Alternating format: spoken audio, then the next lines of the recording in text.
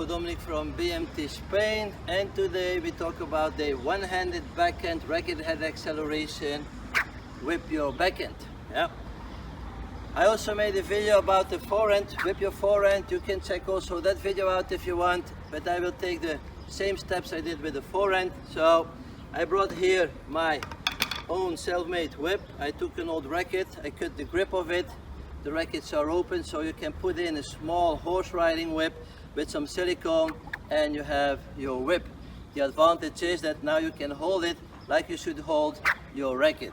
So how do we start? First step, just take the whip, don't think about how to hold it, and make some movements and hear that noise. Yeah?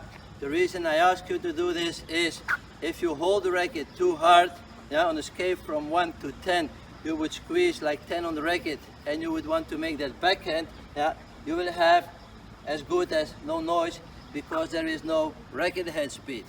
On the other side, if you hold the racket too loose and the wrist will move, the racket will change, you will have a little bit noise. I don't know if you can hear it, yeah, but because you cannot control the racket completely, yeah, even if you hold it too loose, the impact of the ball, you will lose the control over the ball of your racket. So for that, I recommend you between 3 and 5 on the power scale. So I take the racket now, the whip, on about a 4. So now you can see that I have that noise. So it's also a good indicator, the noise, how to hold the racket. If you have it too loose, no noise, too hard, no noise. So yeah, between 3 and 5, you will have a good grip. So from there on, we will start step 2. We will take the whip like we have normally our racket, so in my case the Eastern backhand grip, and we will start in the contact point. So from there on, we will make that, the backhand one-handed is a little more in front. From here on, we will make that whip movement, and one important part is the whip movement is that you have the idea that you open your hand. So as you can see, my hand starts in this position and it will finish in this position. So this is the first part of that whip movement from contact here.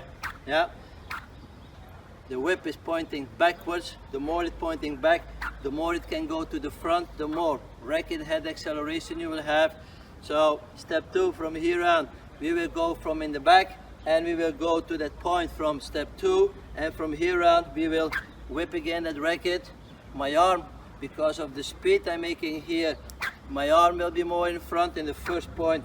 It's just that whip action out of my hand. Now this together here in front of you, you find the ball and you whip at that contact. So if you should check why they whip their backhand, yeah, if you check the angle, I will show it with my racket, it's more clear. Now they start in the back. If they should squeeze too hard on the racket and they go to the front, the racket should still be pointing to the left side, but the racket is pointing to the front. So from the side view, they hit the ball. If they squeeze too hard and they go only to the front with the arm, the racket would still be pointing to the left side, but the racket is already pointing forward like this. So they really whip the racket through contact. The second point of that is if they start, the arm is parallel to the baseline with the racket pointing backwards, and the moment they make contact, they have about a 45-degree angle, but the racket is straight. Now, if the racket should have that 90-degree angle, the racket should still be pointing over there, meaning they should take the contact in front of them here if they want to play with that 90-degree angle. So they don't play with that 90-degree angle, so you're from the side, here is 90-degree, it should be here 90-degree, but here they already have that contact point. So they changed already, they're whipping the racket through that contact going forward. So here you can already start to hear the noise with my racket.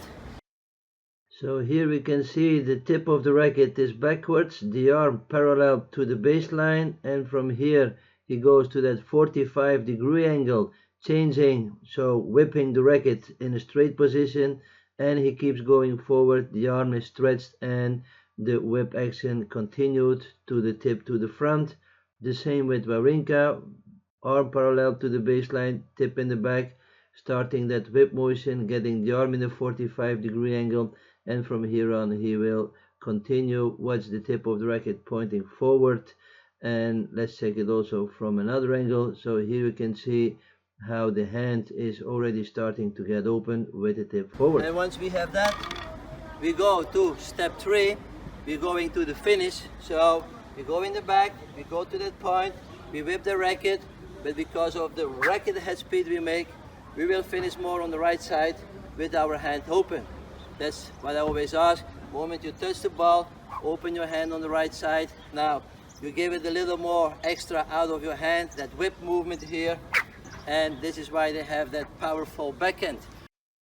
And here you see the finish of Roger with his hand open on his right side, and the same with Wawrinka, the hand is open on the right side. There is only one step left, and that's the whole movement. So the power position, you go here, you make the turn, you find that point, you whip and you finish. This is the sound you need if you make that backhand movement. You whip it here. So these are the 4 steps for the one-handed backhand. You start in contact. Be aware that the hand goes like this in that hand movement. Yeah. From the back you have a little more speed, then you finish, and then you make the whole stroke. Yeah. Some people have a bigger take back, other people a smaller take back, but this has nothing to do with the whip movement. Just before contact you whip that racket through contact and you let the racket go to the right side. So thank you for watching and see you in the next video.